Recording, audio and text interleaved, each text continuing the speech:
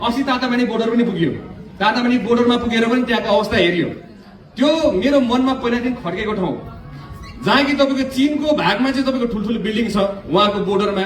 हाम्रो भागमा चाहिँ एउटा त्यो पुरानो पिल्लर यो तपाईँको ल्याएको पिल्लर छ, त्यसमा एउटा नेपाल झन्डा तर्लङ्ग झुन्डाएको छ कि अनि त्यो छाप्रोहरू छ त्यहाँ। यसको विषयमा तपाईँको समग्र रूपमा त्यहाँ कसरी हाम्रो त्यो पोर्ट त हाम्रो सान हो नि त, हाम्रो बोर्डर भनेको त हाम्रो इज्जत हो नि त तपाईँको त होइन, नेपालीको सान हो नि त।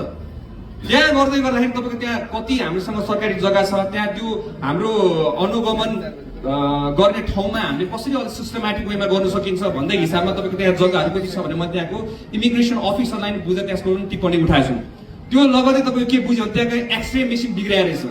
एक्सरे मेसिन बिग्रेको तपाईँको लगभग 3 महिना अहिलेसम्म काम भएको छैन है। त्यसपछि हामीले तुरन्तै त्यसको लागि पनि सम्बन्धित निकायमा फोन गरेर हजुर म भोलि पत्र लिएर किन फेरि के भन्नु सक्नुहुन्छ भन्दाखेरि चाहिँ हाम्रो चाहिँ सुदन गुरुङ एकदम आवेशमा आउँछ, जोसमा आउँछ, गएर भनिदिइहाल्छ, गरिदिइहाल्छ। नीति नियम कानुन हामीले पहिलादेखि पढाएको छौँ, गरे पनि हो। यो अहिलेसम्म खै कस्तो खालको भाषा निर्माण गरेछ सुदन गुरुङलाई चाहिँ केही पनि थाहा छैन बिचरा भनेर जस्तो गर्नुहुन्छ होइन। यो पहिला 10 वर्षदेखि गरिरहेको हाम्रो भ्रष्टाचारको विरुद्ध हामी लडिरहेको युवाहरू। त्यही भएर त्यसको लागि नीति नियम कानुन अनुसारमा हामी तपाईँलाई पत्र दिनु, ज्ञापन पत्र दिनु आउँछु, त्यही अनुसारमा हजुरले काम अगाडि बढाउनु होला भनेर हामीले पत्र पनि छोडिदियो है। त्यो सँगसँगै त्यहाँ पहिरो पनि आएर छ, त्यो पहिरोको बारेमा उहाँहरूले भन्नुभयो। त्यो पहिरोको लागि नि हामीले सम्बन्धित निकायमा गएर हामीले काम गर्यौँ। त्यसपछि अर्को फेरि तपाईँको के भन्नुभयो भने हाम्रो ठुलो भन्सार विभागमा छ नि, हजुरलाई थाहा छैन होला, यो तातोपानी नाकामा ठुलो एक्सरे मेसिन हुन्छ, गाडीहरू एक्सरे गर्ने मेसिन हुन्छ कि त्यो पनि बिग्रेछ अरे। अनि कति महिना भयो भनेर भन्दाखेरि यो पनि 6 महिना भयो अरे। हेर्नुहोस् है, अब यस्तो नाकाहरू हाम्रो कति छन् होला जहाँ कि तपाईँको पल्टाइ हेर्नुपर्ने होला। त्यो त ठुलो सामान त पल्टाउन सकिन्न। मेरो विचारमा अहिले तपाईँहरू आउनु भने यही पल्टाउन सक्नुहुँदैन। त्यो अब त्यहाँ सुन आउँछ कि हात्ती आउँछ कि के आउँछ त्यो होइन। यस्तो कुराहरू एक्सरे मेसिन र टेक्नोलोजीले हामीले गर्नुपर्ने हुन्छ, प्रविधिको जमाना हो। त्यही भएर त्यसलाई पनि हामीले निवेदन लेखेर ज्ञापन पत्र बुझाएर चाहिँ चाइना एडबाट गरेको छ, चाइना एडको टिमहरूलाई पनि हजुरले सम्पर्क गरिदिनु होला भनेर फरेन अफेयर्सलाई समेत हामीले पत्र काटेर ज्ञापन पत्र बुझाएर त्यसको लागि काम अगाडि बढाएको छ है।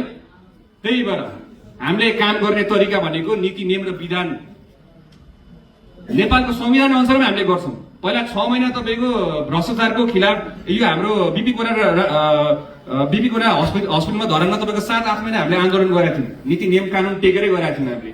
अहिले पनि त्यही गरे हो। मलाई थाहा छ नि यो कसरी तपाईँहरूको यो मेरो विचारमा पहिला नै तपाईँको त्यो मेरो त्यो भिडियोहरू हुन्छ नि, सुरुमा आएको तपाईँको भिडियो देख्नु भएको छ नि तपाईँले। फर्स्टमा तपाईँको यो जेन्जी आन्दोलन हुने बित्तिकै मैले एउटा त्यतिखेर भनेको थिएँ, तपाईँको धेरै कुराहरू भनेको थिएँ। कतिजनालाई म तपाईँलाई इन्फर्म गरेँ कि त्यो दिन के भएको थियो थाहा छ हजुरलाई? म 7 दिन सुतेको थिइनँ।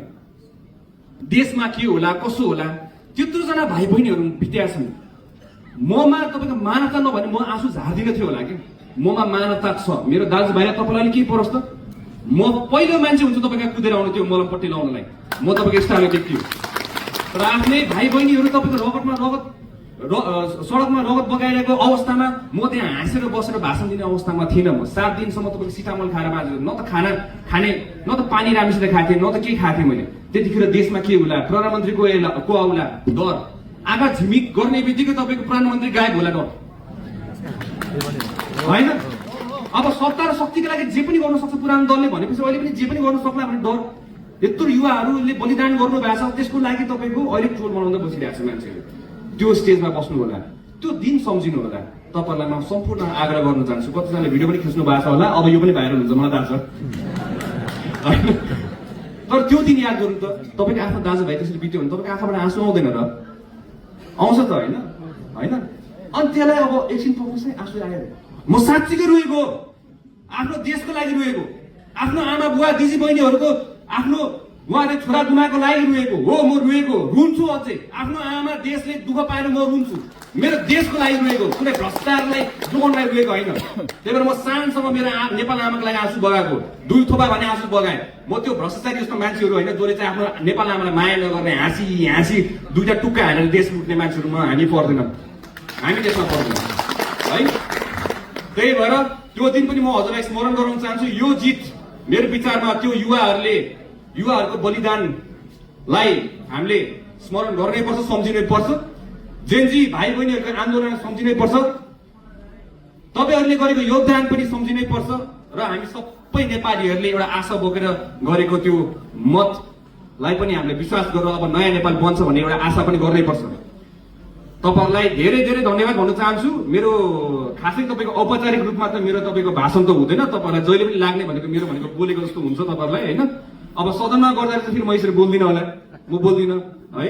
तपाईहरुलाई लाग्ला अब सुदनले त ला बर्बाद गर्ने भयो हाम्रो त दया गरेर यसरी बोल्दिन भयो क्या भनेर सोच्नु होला, त्यसरी हुँदैन हैन।